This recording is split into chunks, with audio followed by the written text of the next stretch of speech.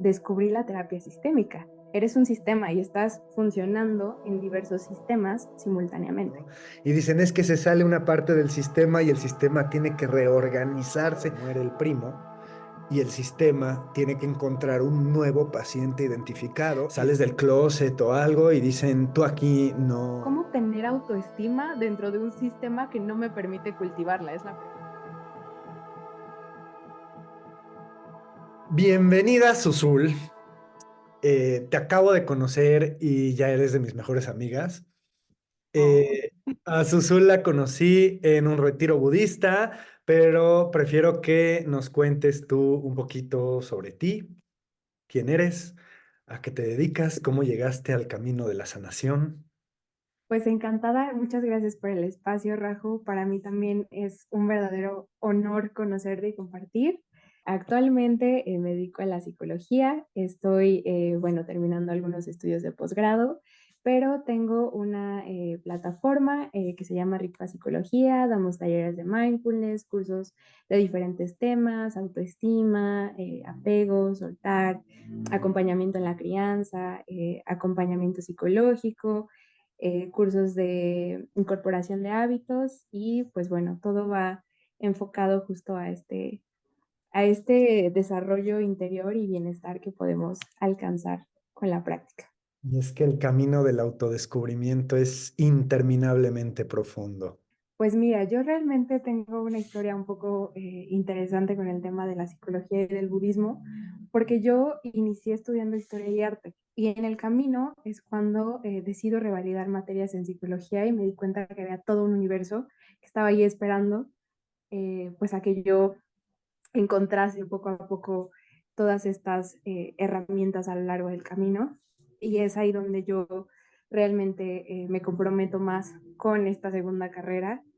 ¿El budismo lo habías encontrado antes o después de haber encontrado la psicología o un paralelo?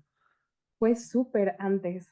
O sea, yo al budismo llegué en 2019, 2020, un año, dos más o menos antes, y yo quedé fascinada, realmente era como, me pareció que es la ciencia de la mente, ¿sabes?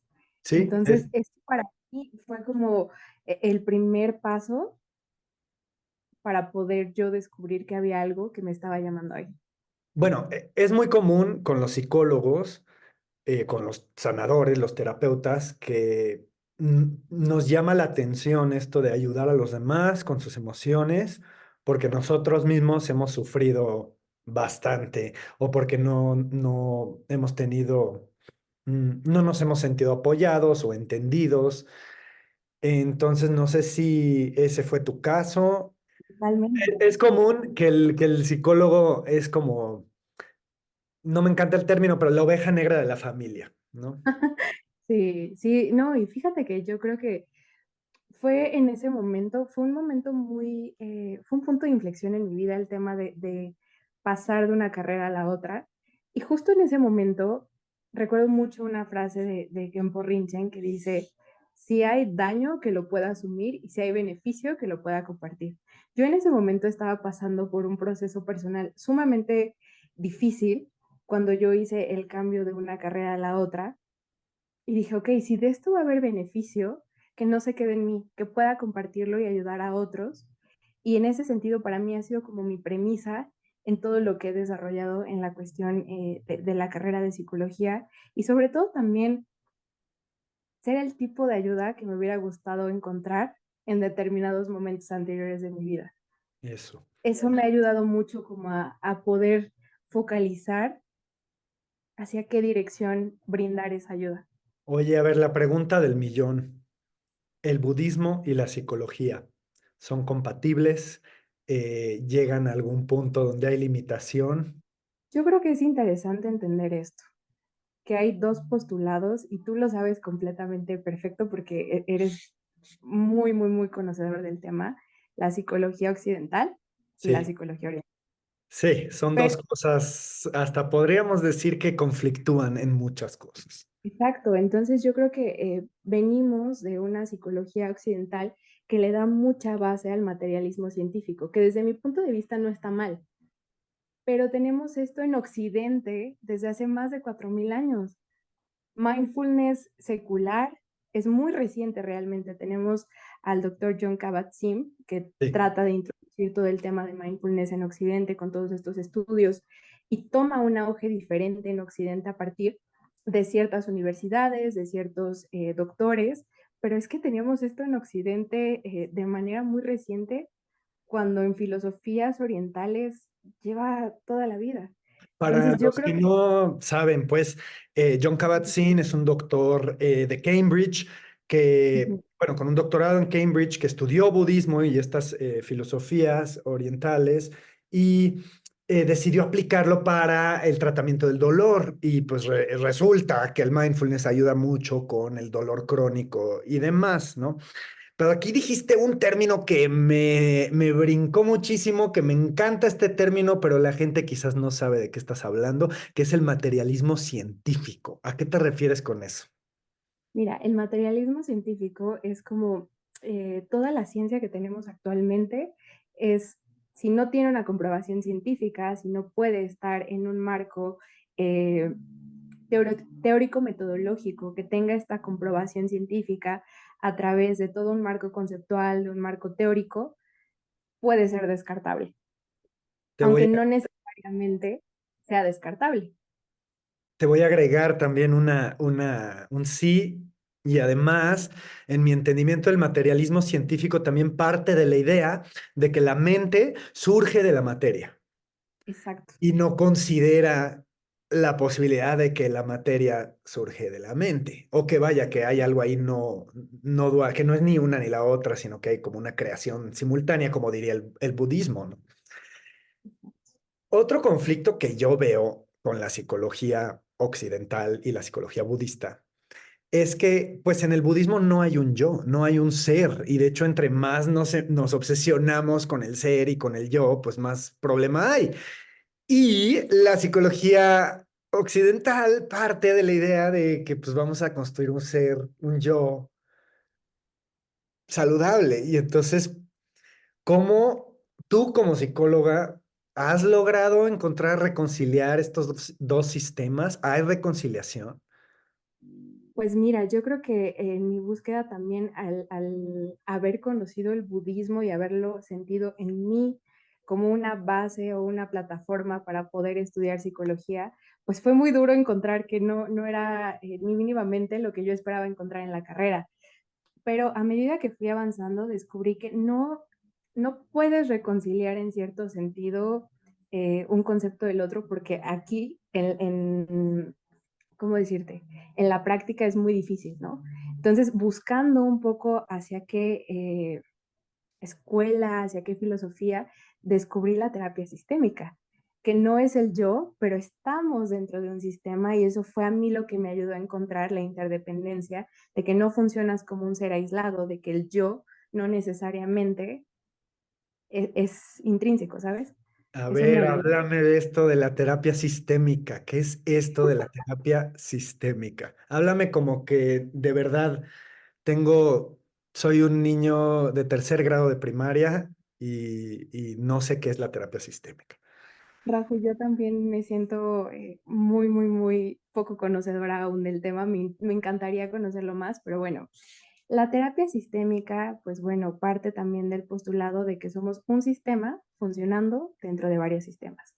Y tenemos a diversos autores como Salvador Minuchin, que básicamente plantean esto, ¿no? ¿Cómo puedes funcionar mejor a partir de entender que estás dentro de un sistema?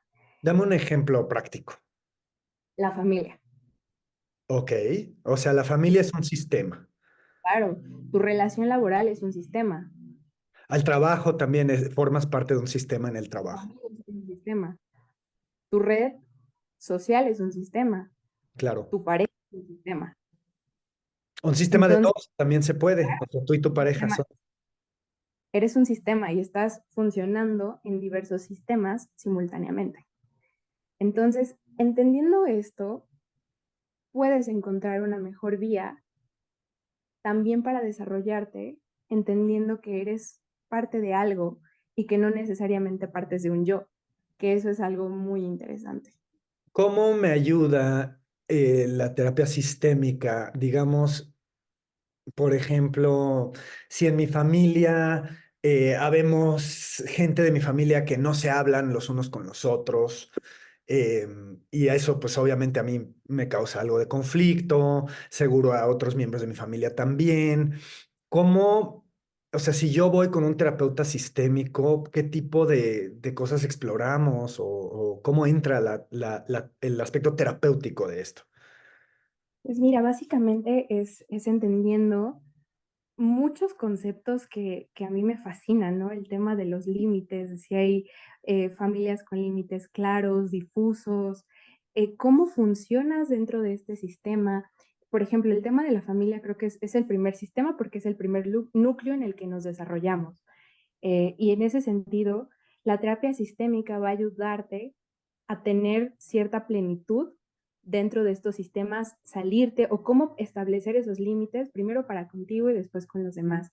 Eso es algo que a mí me fascina de la terapia sistémica y es un Hijo. planteamiento bastante interesante porque hay familias o hay sistemas, no nada más en familias, que, bueno, se perpetúan con ciertas conductas o con ciertos pues sí, se podría decir estilos que no necesariamente son beneficiosos y ayudar a deconstruir eso para tener una mejor calidad de vida y sobre todo para poder entender cuál es tu función, si es realmente beneficioso o no estar y de qué manera interactúan los miembros de cada sistema, ¿no? Es fascinante ver estas Ay, jerarquías, es estas que posiciones.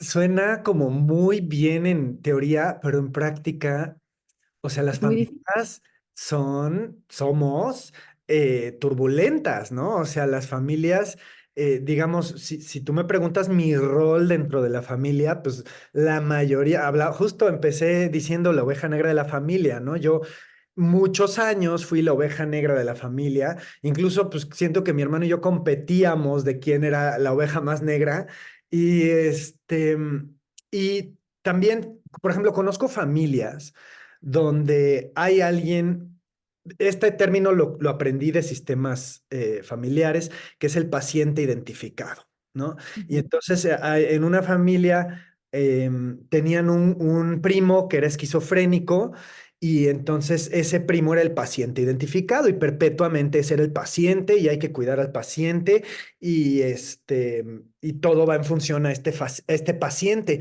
Y sucede que un día, pues muere el paciente identificado, muere el primo y el sistema tiene que encontrar un nuevo paciente identificado y entonces pues se agarran de alguien, porque el sistema necesita de alguien que tenemos que estar hospitalizando y tenemos que estarlo dando medicamento y observando. Y fue muy curioso ver que, pues sí, fallece este miembro de la familia y lo reemplazan, ¿no? El sistema lo reemplaza. No, y que muchas veces se puede determinar como el síntoma regulador del sistema. ¿Qué es eso? Por ejemplo, muchas veces o en algunos análisis de casos que hemos realizado bajo supervisión, te comento rápido, ¿no? Un ejemplo para entender cómo funciona el tema del síntoma regulador.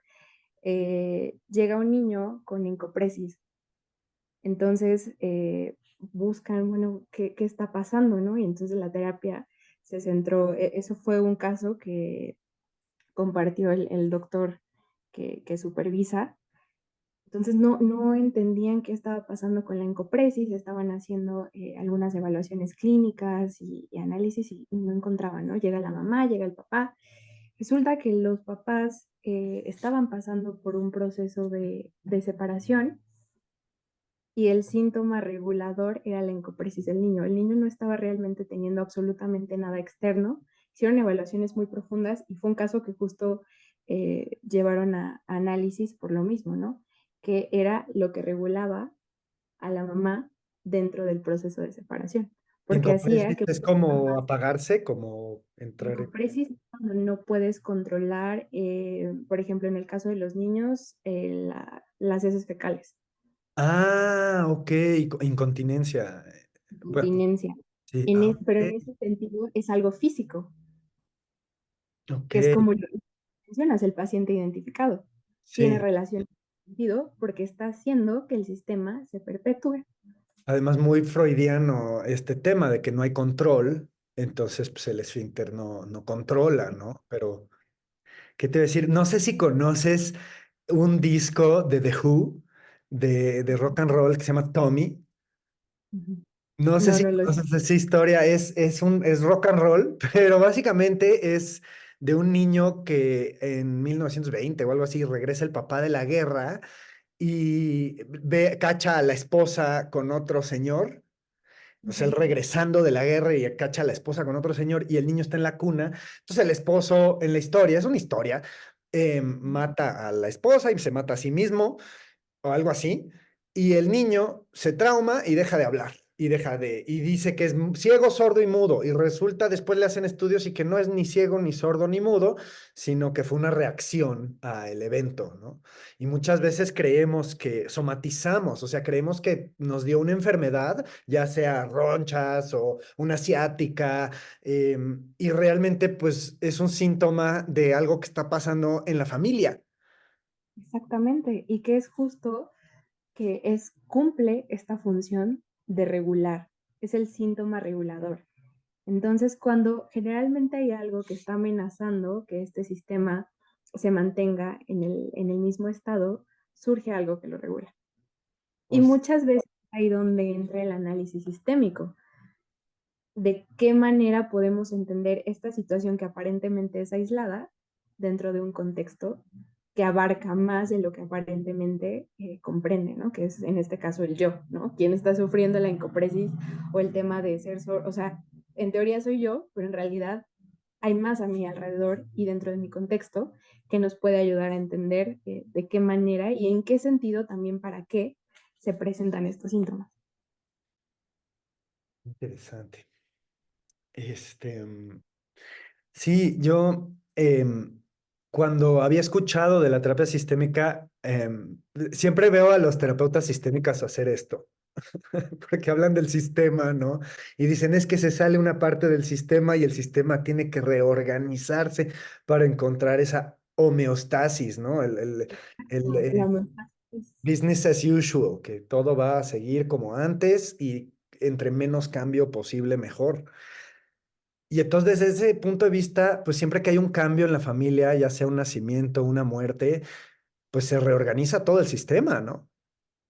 Sí, no, y que, por ejemplo, hablando del tema de la homeostasis y sobre todo, creo que la terapia sistémica o el enfoque sistémico es muy circular, ¿sabes? O A ver, sea, es sí.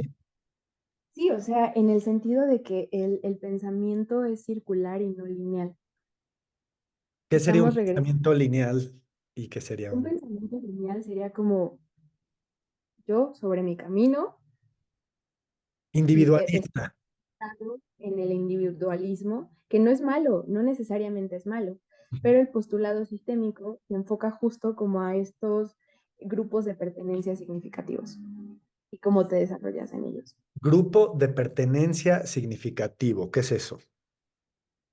Lo que mencionábamos al principio, tu familia, que te da ese primer sentido de pertenencia significativo. ¿Y qué pasa En esto si, también podría ser, en el contexto en el que nos conocimos, un grupo de estudio. claro, pero qué pasa si en el grupo de pertenencia tú sientes que no perteneces o te excluyen o que es común, ¿no? En familias que sales del closet o algo y dicen, tú aquí eso no pertenece aquí, ¿no? Yo creo que eso es una de las cosas que más me fascina, de entender que también partimos de muchos condicionamientos sociales, ¿sabes? Es como la familia, como este sistema al que no podemos fallar y al que debemos pertenecer. Y creo que también es entender y deconstruir cuál es el sentido de nuestra pertenencia dentro de ese núcleo, ¿sabes? Y creo que también podemos ir como desarrollando el tema de en qué sentido siento que pertenezco o debo pertenecer. Estas lealtades inconscientes que nos plantea la misma sociedad dentro del postulado de lo que es la institución de la familia. Entonces, con este ejemplo, digamos que yo salgo del closet, mi familia me dice, eso aquí no, entonces yo voy a buscar otro sistema donde sí pertenezco, ¿no? O sea, voy a buscar un sistema donde me digan, tú aquí sí perteneces o cómo está el asunto. Donde tú sientas esa pertenencia. Por ejemplo, estás pasando este ejemplo que acabas de plantear, ¿no? Decido salir del closet. ¿Quién es en ese momento el núcleo donde tú sientes que te arropan, ¿no? En ese caso podría ser mi pareja, en ese momento. Y Estoy si no pasando tengo a un proceso nadie, si no tengo a nadie, y no tengo a nadie, entonces, ok, ¿cómo puedo deconstruirlo desde mí? Entendiendo que estás deconstruyendo parte del sistema, sin que eso te represente mayor reto del que ya es per se. ¿cómo? A ver, muy interesante, pero no entendí nada. Sí, es que es fascinante. Yo tampoco me siento tan cualificada todavía. Estoy en el No, proceso, no, pero pero sí, a ver, nada más dímelo más lento. O sea, si yo no pertenezco, ¿cómo que es esto de descualificar esa parte de mí que no pertenece? O sea, reprimo entonces el que soy no, gay o no, cómo. no. Que no tienes que sentir ese sentido de pertenencia hacia tu familia y que en Ah, el proceso tienes que abrazar justo este proceso que tú estás viviendo, que en este caso sería, como tú lo acabas de mencionar, estoy saliendo del closet.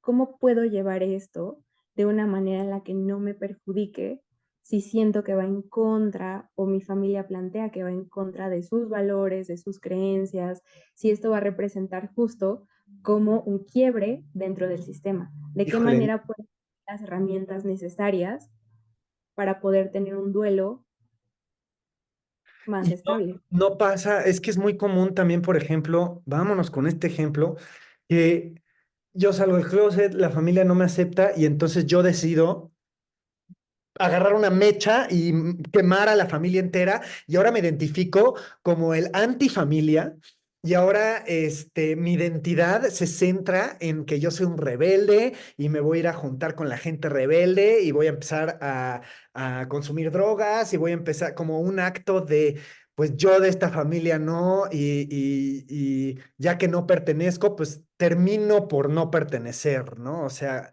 eso también es parte de yo encontrar esa homeostasis o dónde entra pues ese otro extremo de lejos de, bueno, quiero pertenecer a mi familia, es como, ¿sabes qué? Si no pertenezco aquí, ahí se ven, ¿no? Claro, y es que mira, es normal, o sea, finalmente cada proceso que suponga una amenaza al sistema va a generar fricción. Y en el sentido más general, las relaciones humanas generan fricción, sea cual sea, sea una relación de pareja, sea una relación de familia. Entonces, cuando se presenta una situación que amenaza al sistema, vamos a tender a caer en los dos lados, ¿sabes? Es muy común.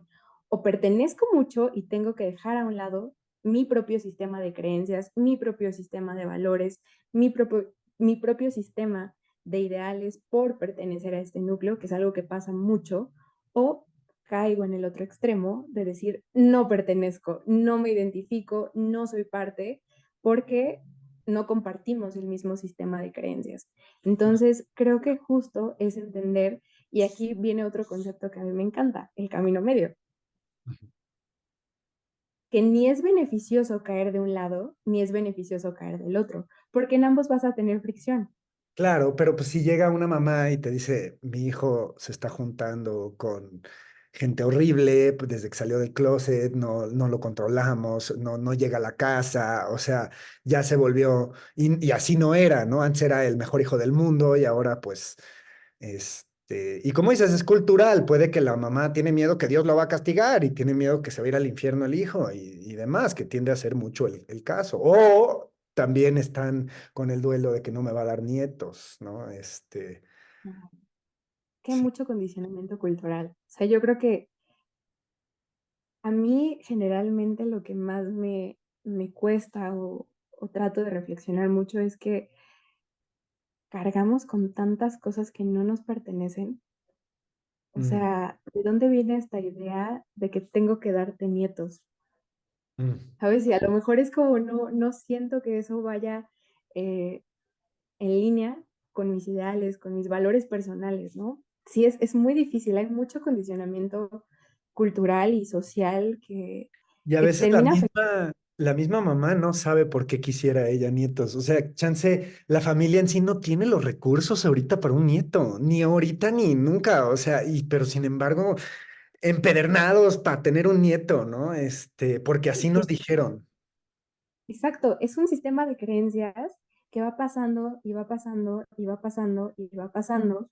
Y cuando te enfrentas a un miembro del sistema que definitivamente no conecta con eso, es donde viene la fricción a un nivel que a lo mejor nunca antes se vio en el sistema.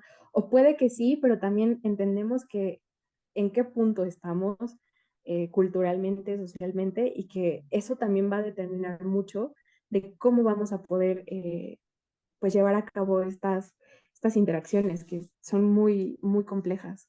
Y es que es muy triste, por ejemplo, que muchas, en este ejemplo, o sea, hay mamás o papás que les dejan de hablar a sus hijos el resto de su vida por un nieto que no existe o por la posibilidad del nieto. Y entonces, por algo que no existe, por un concepto, la no cosa, voy a dejar de hablarle a algo que estaba aquí y que era algo real y sólido, que era mi hijo o mi hija, ¿no? O mi hija.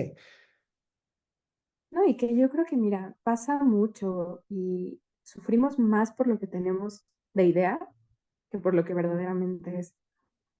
Pues Entonces, ¿cómo como dice Kempo Rinche, no, no nos falta felicidad, nos sobra el nos sobra sufrimiento. sufrimiento? ¿Cómo explicas que y lo más real es que genera dolor real? El sufrimiento es real. Cuando llega la mamá a terapia y te dice, es que no voy a tener nietos, verdaderamente lo está sufriendo. ¿Sí? Y entiendes que lo habla desde su realidad, que lo habla desde su condicionamiento social, desde su condicionamiento familiar y que para ella representa ese sufrimiento. Entonces, en ese sentido, creo que es importante brindar las herramientas a quienes así lo deseen, de entender que no tienen por qué sufrirlo, que hay nuevos sistemas, que hay nuevos miembros de las familias, que hay nuevos, eh, pues sí, conceptos sobre lo que es la paternidad, la maternidad, las familias, y que tengas las herramientas necesarias para que no te represente sufrimiento. Fíjate esto, porque vamos a hablar de budismo también, porque pues todo esto está conectado. Esta es la rueda del samsara, tengo ahí un video en mi YouTube, ¿no? Y estos son los eslabones de la rueda interminables. El primer eslabón, el primer nidana, creo que está muy chiquito como para así ponerlo, pero igual puedo poner quizás una imagen a la hora de editar. El primer eslabón, el primer nidana que se llama ignorancia en la rueda del samsara, del sufrimiento interminable del budismo, que es una belleza hasta... Em, el primer nidana se llama a veces la abuela ciega. O sea, y tiene en la foto una abuela ciega. Y ahí el ejemplo es que pues la abuela, y es la ignorancia primordial, es la abuela que te dice, vamos a hacer las cosas así, porque así las hizo mi abuela. Y cómo esta rueda la hicieron hace 2000 y tantos años, y los mismos budistas están diciendo, mira, la raíz de la ignorancia es tu abuela diciéndote que vamos a seguir haciendo las cosas como siempre se han hecho, sin cuestionarnos por qué las estamos haciendo así. Nada más las vamos a hacer así porque, pues así siempre se ha hecho. ¿Sabes qué pasa? Que creo que es ahí donde mis dos carreras se tocan, ¿no? No porque algo sea viejo, es bueno. En el caso de la historia, teníamos Historia muchos del arte, análisis dijiste, ¿no? gráficos y yo me daba cuenta de los postulados y las corrientes y decía, ok, corresponden a un contexto, pero si haces una revalorización hoy en día, mucha de la ignorancia parte de eso, de hacer lo que se hace sin la conciencia de, ok, ¿por qué lo estamos haciendo? Creo que esa es la herramienta de la deconstrucción, de realmente ponerlo en papel, en el caso de un análisis historiográfico, y decir, ¿por qué pensábamos de esta manera? ¿Qué causas y condiciones había? ¿En qué momento histórico nos situábamos? ¿Eso realmente conecta conmigo hoy en día o puedo aprender de eso para poder llevarlo de una manera distinta? Porque hablando de extremos, está el otro extremo, ¿verdad? Que es decir, pues así lo hizo la abuela, ahora vamos a hacerlo a lo contrario. Y lo vemos mucho con, pues, ideologías extremas hoy día, que muchas son necesarias, estos movimientos de liberación, liberación del patriarcado, liberación de la colonización, o sea, son muchos movimientos muy necesarios en la humanidad, pero también tienen sus vertientes radicales en donde pues acabamos cayendo en extremos, pues no sé cómo más ponerlo, no sé cómo lo ves tú. Sí, es que mira, yo creo que eventualmente siempre terminamos en algún punto de nuestra vida cayendo en algún extremo. Yo creo que todos hemos pasado un poco por caer en algún extremo, pero a medida de que vas avanzando y de que vas comprendiendo ciertas cosas, te das cuenta de que los extremos jamás van a beneficiar. O sea, que realmente el camino medio verdaderamente te va a ayudar a comprender ambos sin necesidad de priorizar uno encima del otro. Que creo que eso es algo que me fascina. Y también esto que comentas, ¿no? Eh, es que hay ignorancia aprendida. O Ujú. sea, hay ignorancia que... Limitada, ¿no? Limitamos. Exacto. Y creo que también rechazarla, o sea, estás cayendo en un extremo que finalmente se termina pareciendo mucho. Tanto la ignorancia como el negarla por completo es un punto que no te va a beneficiar a largo plazo en ningún aspecto de tu vida. Claro que, pues yo, como dices, yo soy mega culpable de caer en extremos porque de otra manera no encuentro el camino medio. O sea, yo también en mi pasado he sido radical activista al 100, al 1000. em, He hecho el ridículo, pero también he hecho mucho bien, ¿no? O sea, cayendo en estos extremos. Pero yo también creo que a fin de al cabo, pues me he hecho mucho daño. O sea, al final del día al que me hago daño es a mí mismo con ideologías en donde acabo causando odio, ¿no? O sea, eso es lo que me he dado cuenta, que estoy causando división, odio dentro de mí, o sea, que yo ya hay un grupo de gente que odio y justamente lo que yo estaba intentando combatir de un inicio era ese odio, ¿no? O sea, yo quería cultivar compasión por todos, que todos merecemos equidad, cierta igualdad, y acabo cayendo en un extremo de, pues ahora odio a este grupo de gente porque son los opresores y yo soy el oprimido, y caigo en esta ideología en donde pues hay nada más de esas dos sopas, ¿no? O sea que o estoy oprimido y estoy sufriendo, o soy el opresor y estoy oprimiendo y no hay nada fuera de eso. Es que sabes qué pasa, que volvemos a lo mismo, hay mucho condicionamiento cultural, sin saberlo, tenemos una mente terriblemente dualista. O es blanco o es negro y sin darte cuenta estás en el espectro de los grises, ¿no? Eso pasa mucho y tenemos esta concepción de eh, pecador, no pecador, culpable, no culpable, justo, injusto, bien o mal, cielo, infierno. O sea, realmente tenemos muy arraigados, seamos creyentes o no, una mentalidad sumamente dualista. O eres madre o no eres madre. O te casas o no te casas. Eres O eres la exitoso. novia o no eres la novia. O vives independientemente o totalmente estamos súper adaptados a una mente dualista. Cuando tú te das cuenta de que estás dentro del espectro de los grises, realmente empiezas a tener una vida de más calidad, porque no sufres los extremos. Te das cuenta que puedes o no puedes, que, o sea, siempre hay como esta postura más amable con uno mismo, porque tendemos mucho o a vanagloriarnos o a flagelarnos terriblemente, o sea, es una mente sumamente dualista que, como tú dices, a quien termina perjudicando más es a nosotros. Y sí hacemos estas categorías eh, que me parecen a veces también muy dolorosas para uno mismo porque nos identificamos dentro de un lado o de otro y pues bueno, lo terminamos sufriendo bastante. Así es, así es. Ay, siempre se me va la pregunta porque acabas diciendo algo increíble.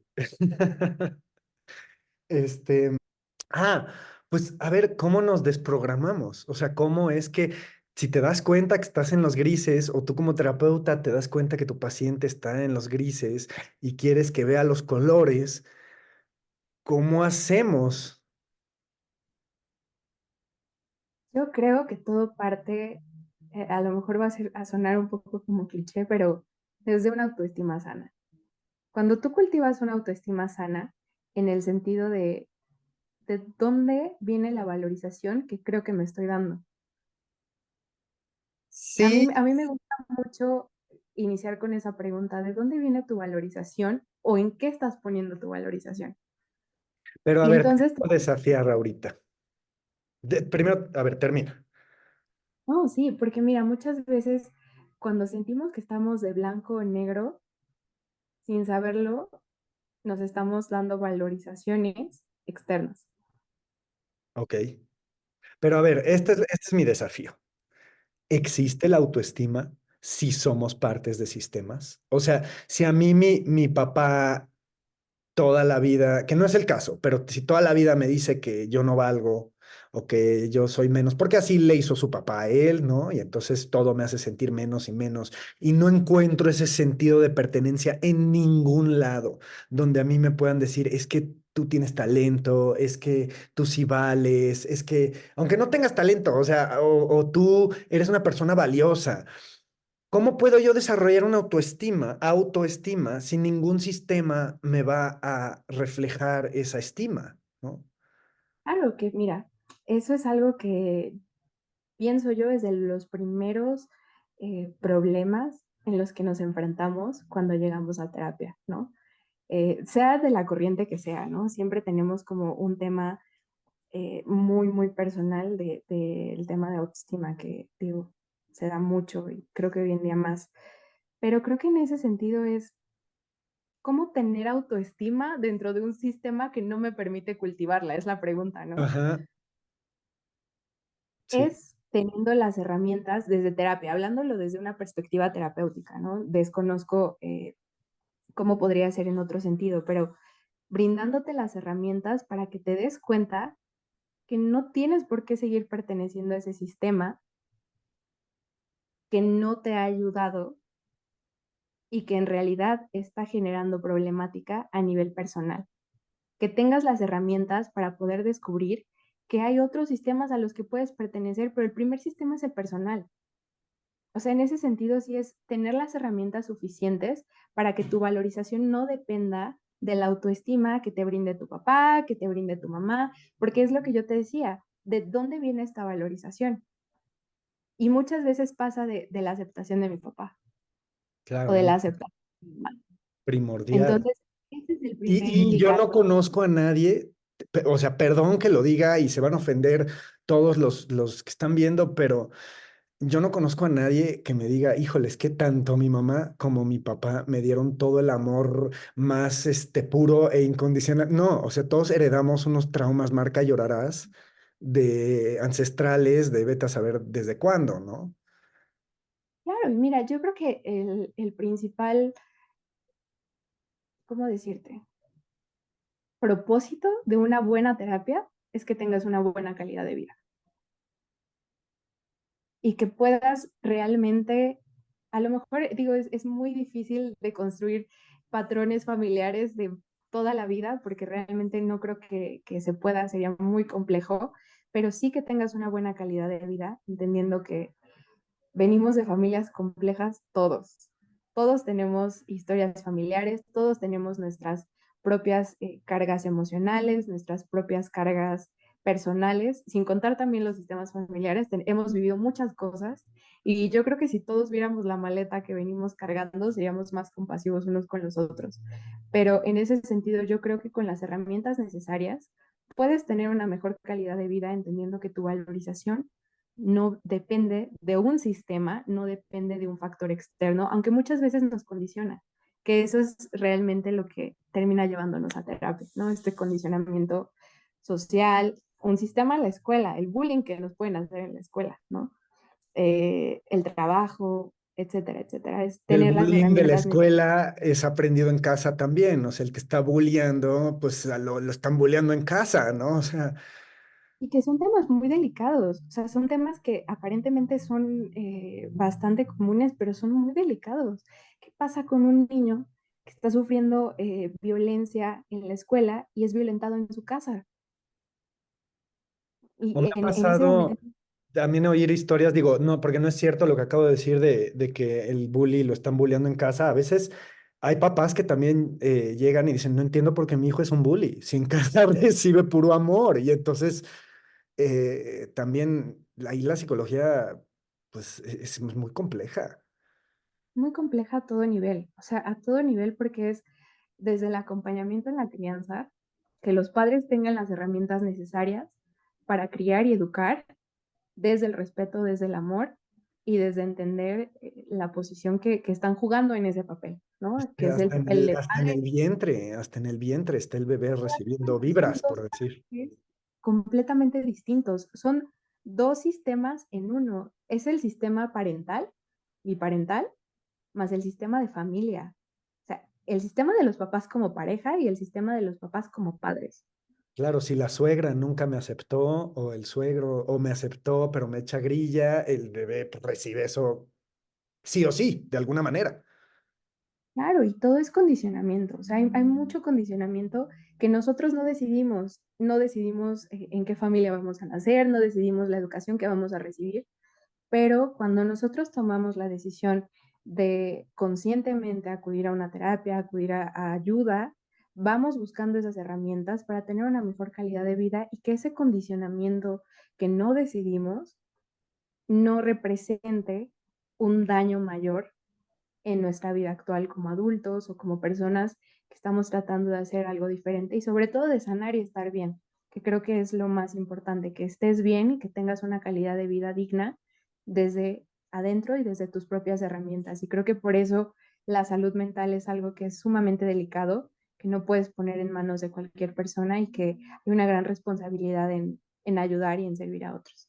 Y que además es muy difícil darle, pues así como, no sé, diagnóstico, tratamiento, ¿no? O sea, no es una aspirina, porque no, bueno sería, fácil sería decir, bueno, el bully en casa lo están bulleando, pero hay tantas cosas, es tan compleja la cosa que a veces no sabemos el origen o entonces un sistema de terapia no le va a ayudar a tal persona con este problema y tiene que buscar otro tipo de sistema de terapia, otro terapeuta o sí, pues, No, y que hay muchas corrientes que realmente creo que son de enorme beneficio. La terapia cognitivo-conductual es excelente, es maravillosa.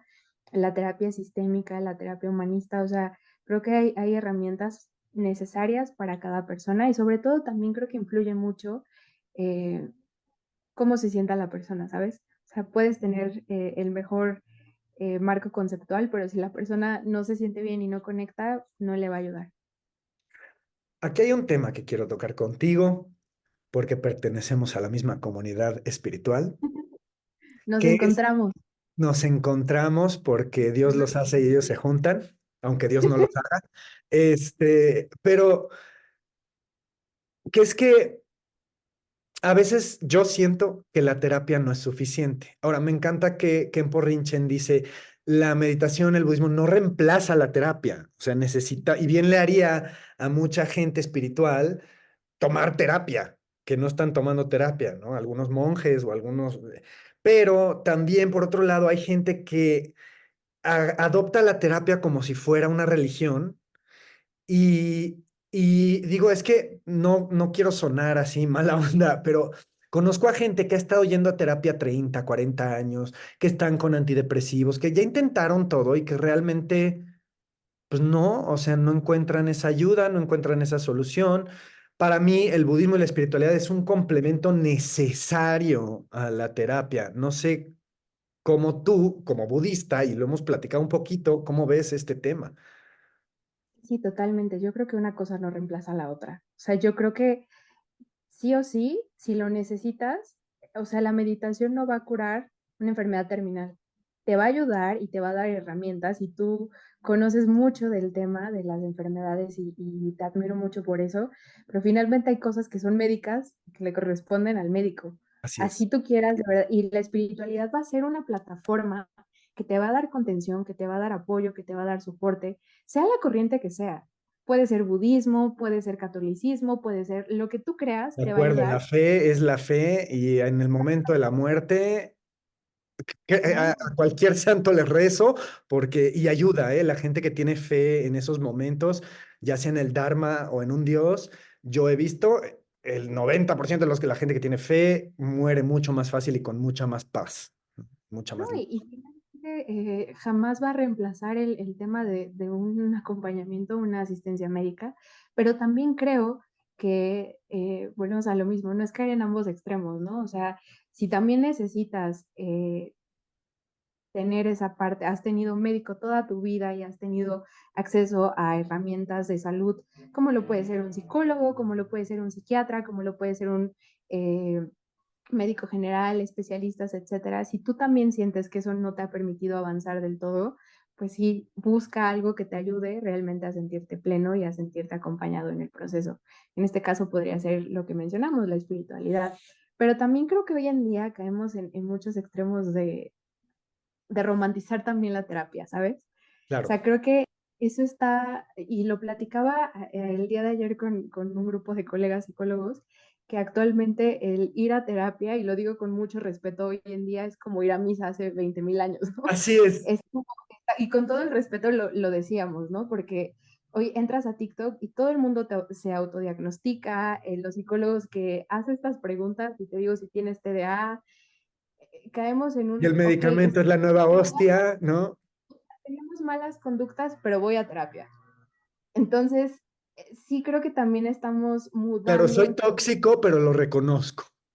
Claro, eso está pasando mucho hoy en día y lo veo con generaciones, pues más o menos como de mi edad. Entonces, como, pero vamos a terapia, ¿no? Tengo 22 años, estoy un poco en el camino, pero sí, o ¿A sea, el poco solo tema. tienes 22 años? Es que yo hablo contigo, o sea, las conversaciones que tuvimos en el retiro, dije, esta tiene mente avanzadísima, o sea, y te lo digo con, de verdad, con sinceridad, de verdad estás muy cañón para solo tener 22 años y realmente yo sí sugiero que si la gente necesita un terapeuta sistémico, que acudan a ti, si es que ofreces eso, porque estoy yo muy impresionado, maravillado, y he conocido a cada tipo de terapeuta y cuando te conocí a ti dije, esta es una persona con mucha integridad y con mucha... parece que tienes décadas de experiencia. Muchas gracias, Rajo. No, aún estoy empezando en muchas cosas, pero creo que es ayudar a otros. Y finalmente creo que hay que tener un código ético a todo nivel y en el tema de la salud creo que es el triple. Tienes un compromiso triple con las personas, sea cualquier área de la salud en la que tú te desempeñes, en el sentido de que te están confiando en lo más preciado que tienen, que es su vida. Y en el tema de la salud mental, yo no critico, de verdad, yo respeto mucho a los colegas, pero hoy en día ves tantas cosas en redes y creo que siempre hay que tener ese código ético muy presente de que las personas están llegando a ti con el propósito de sanar y de estar bien. Y si Así tú es, puedes se contribuir están un poniendo poco, en tus manos. exacto, no son un número, no son una cifra, no son la cita de, claro, todos nos dedicamos a algo y lo hacemos por eso, pero finalmente tienes que contribuir con lo que tú aprendes, con el propósito de ayudar a que las personas puedan tener una mejor calidad de vida, totalmente.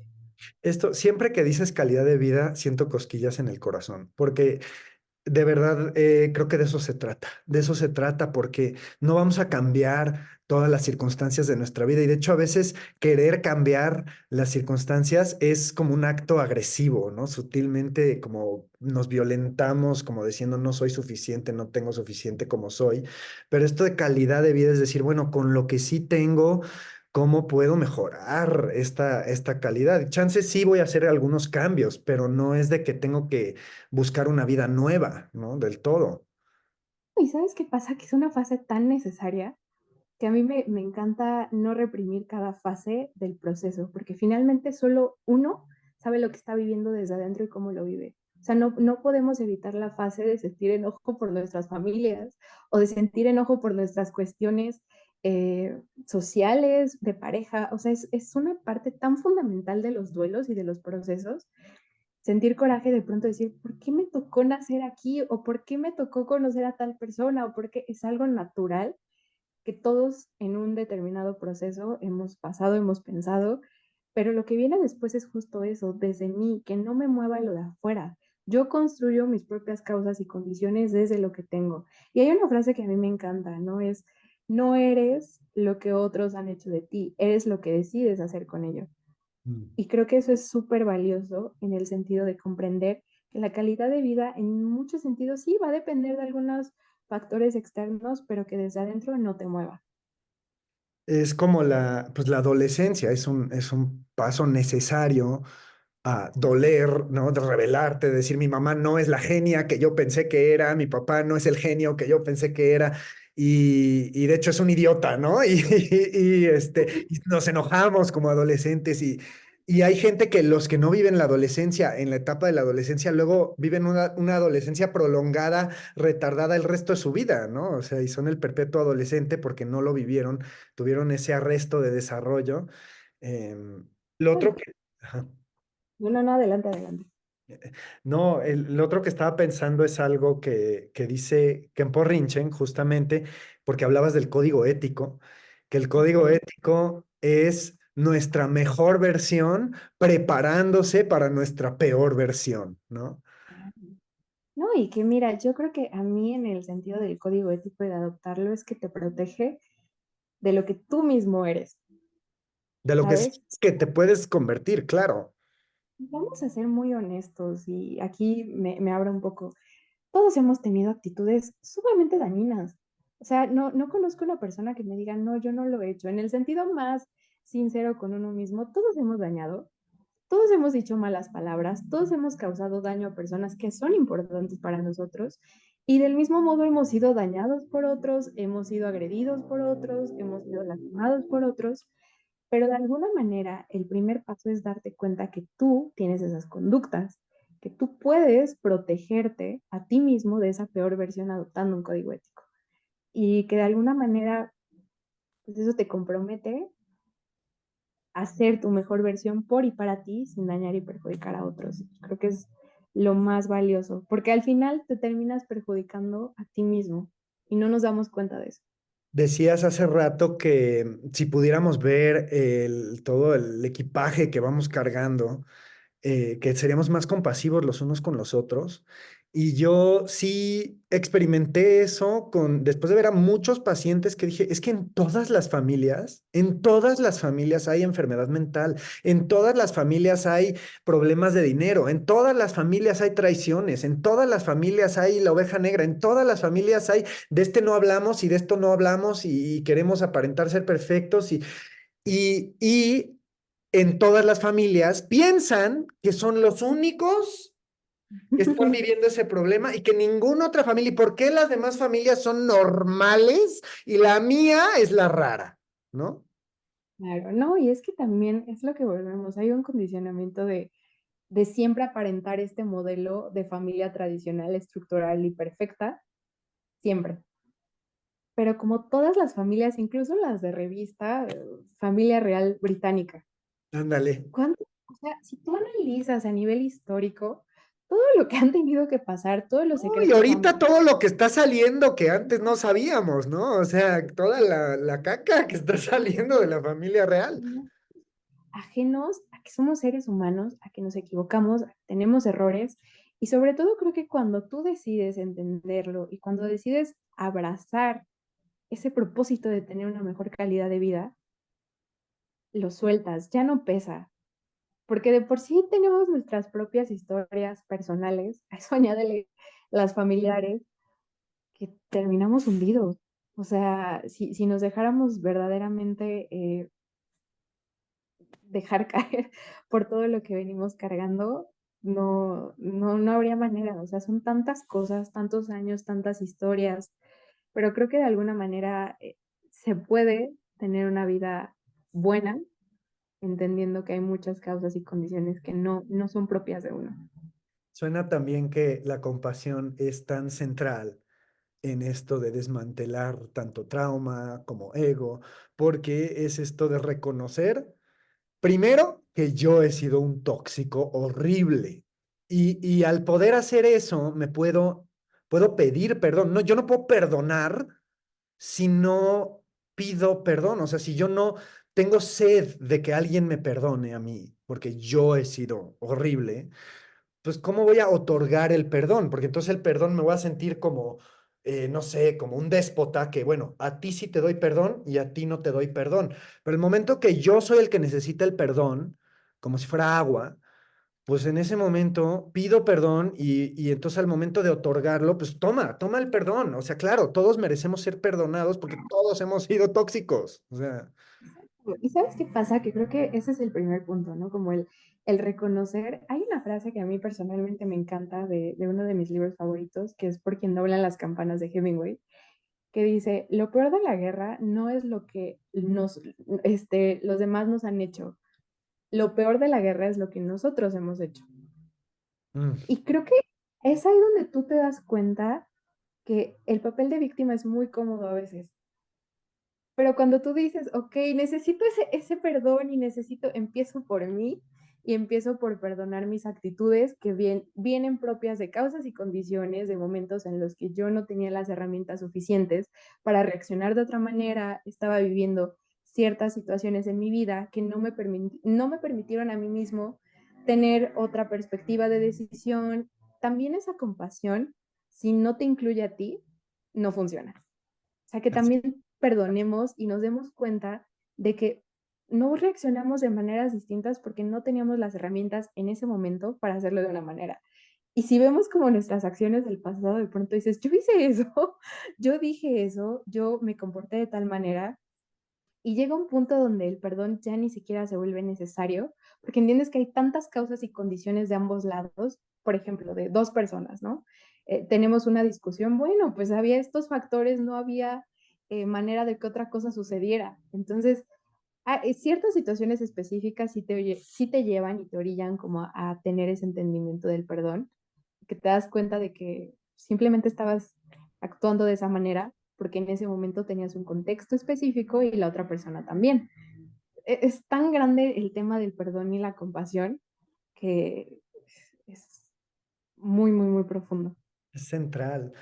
Oh, a ver, y contigo me puedo quedar platicando años y seguro vamos a tener otra plática en el futuro, pero quiero hacerte esta pregunta y chance es la última, pero es un poquito, para mí es una bomba de pregunta. Bueno, no está tan grande, no está tan grave. Em, Eso se mindful- trata. mindfulness secular, ¿qué opinamos? Uy, es que es todo un tema, es todo, todo un tema. Mira, yo creo que, ¿cómo decirte? Es muy necesario.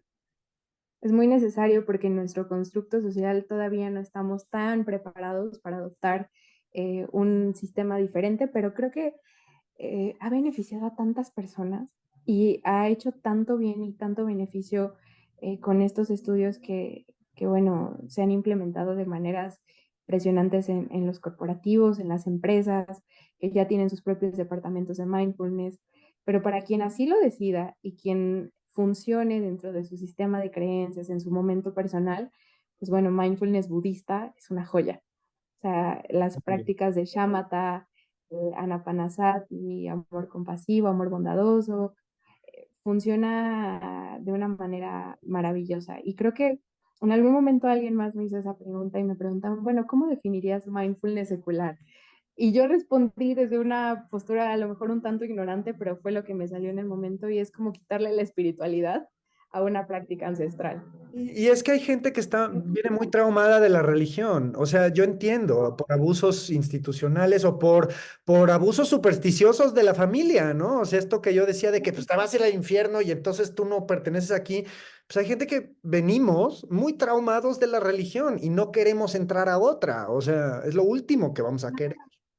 No, y que mindfulness secular realmente, el beneficio a mí me parece tan maravilloso, o sea, poder estar presente, desarrollar esa conciencia plena, eh, el tema de la respiración, y que me encanta esto que dice que Rinchen es portátil. O sea, mindfulness secular, al igual que cualquier otro tipo de técnica que te permita realizar, pues bueno, este control sobre tu mente, sobre todo, o sea, el beneficio que tiene para la ansiedad, para el estrés, para esa autovigilancia, qué maravilla y creo que es el verdadero puente un poco entre ambas corrientes y anhelo que profundamente podamos tener en algún momento ese punto de contacto sin que haya una discrepancia entre la psicología oriental y la occidental. Y creo que mindfulness secular ayuda un poco a poder transmitir este gran beneficio de las culturas occidentales, De acuerdo. orientales, perdón.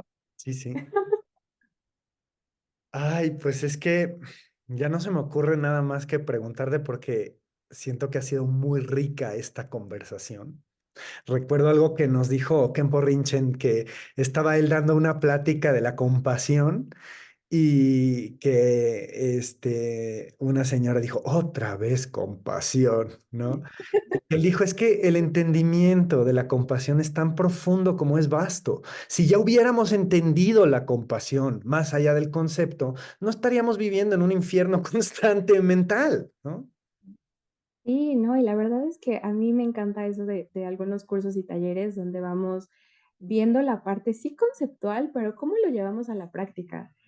Vivimos en una era donde todo es tan conceptual y es como pero ¿cómo suelto? O sea, no me hables de soltar, ¿cómo lo hago en la práctica? Y me gusta mucho enfocar estos talleres hacia que realmente terminando el taller puedas aplicarlo a tu vida, que saliendo de la sesión de acompañamiento realmente tengas las herramientas necesarias para poder implementarlo y que realmente es ahí donde se ve pues el beneficio de la terapia. Ay, pues muchísimas gracias por venir aquí a platicar hoy. De verdad fue una Gracias. conversación muy rica, muy plena. Hablamos de todo, del budismo, de la terapia sistémica, de la espiritualidad, del mindfulness, de los traumas familiares. De verdad que hay tela para cortar. Me da tanto gusto ser tu amigo espiritual, que estemos en la misma comunidad, que estemos en el mandala conectados.